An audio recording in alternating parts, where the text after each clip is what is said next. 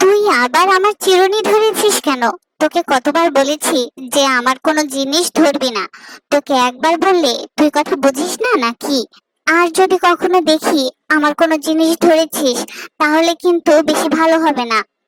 চম্পা, ছোট বোন আমার, তুই এভাবে কথা বলছিস কেন? আমার চিরুনিটা খুঁজে পাচ্ছিলাম না দেখে তোরটা নিয়েছিলাম। তাতে কি এমন হয়েছে?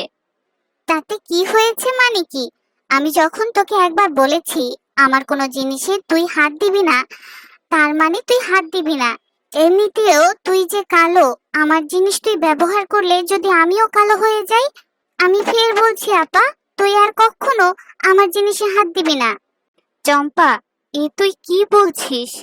আমি জানি তুই অনেক সুন্দরী, আর আমি তোর থেকে অনেক কালো, কিন্তু তাই বলে তোর কোনো জিনিস যদি আমি ব্যবহার করি তাতে তুই কালো হয়ে যাবি? আচ্ছা ঠিক আছে, তোর যদি এই ধারণা হয়ে থাকে তাহলে আজ থেকে আমি আর তোর কোনো জিনিস ধরবো না। এই, কি হয়েছে এখানে? তোরা কি নিয়ে ঝগড়া করছিস? না মা, আমরা এমনিতেই কথা বলছিলাম, কোনো ঝগড়া করছিলাম না। চম্পা শোন, রূপাকে আজকে দেখতে আসবে ছেলে পক্ষের লোকেরা। আজকে ওকে সুন্দর করে সাজিয়ে দিবি। মা, রূপা আপুকে কি দিয়ে সাজিয়ে দেব? আর তাছাড়া সাজিয়ে দিয়েও বা কি হবে? ওকে এমনিতেও কালোই লাগবে দেখতে।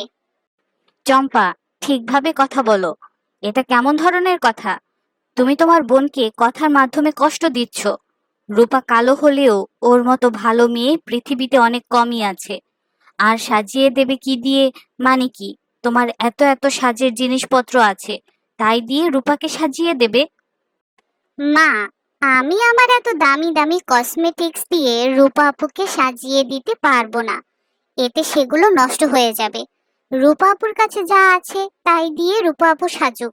আমি তো আর নিষেধ করছি না, কিন্তু আমার কসমেটিক্স রূপা আপুকে দিতে পারবো না। চম্পা, তুমি দিন দিন অনেক হিংসুটে হয়ে যাচ্ছ। এটা কিন্তু ঠিক না। মনটাকে একটু বড় করো। এত ছোট মন মানসিকতা নিয়ে চলবে কিভাবে? দুদিন পর শ্বশুর বাড়ি যাবে, সেখানেও যদি এভাবে ব্যবহার করো তাদের সাথে, তাহলে তো তারা তোমাকে খারাপ ভাববে। থাক মা, বাদ দাও তো। চম্পা ছোট মানুষ, তাই এমন করছে। বড় হলে ঠিক হয়ে যাবে। আর তাছাড়া আমি এমনিতেও সাজতে চাই না। ছেলেপক্ষের লোকজন আমাকে এভাবে যদি পছন্দ করে তো করুক, আর না হলে নাই। যদি আমার এই কালো রং দেখে তারা পছন্দ করে তাহলেই বিয়েটা হবে, না হলে বিয়ে হবে না। প্লিজ মা, তুমি আর এই বিষয় নিয়ে আর কোনো কথা বলো না।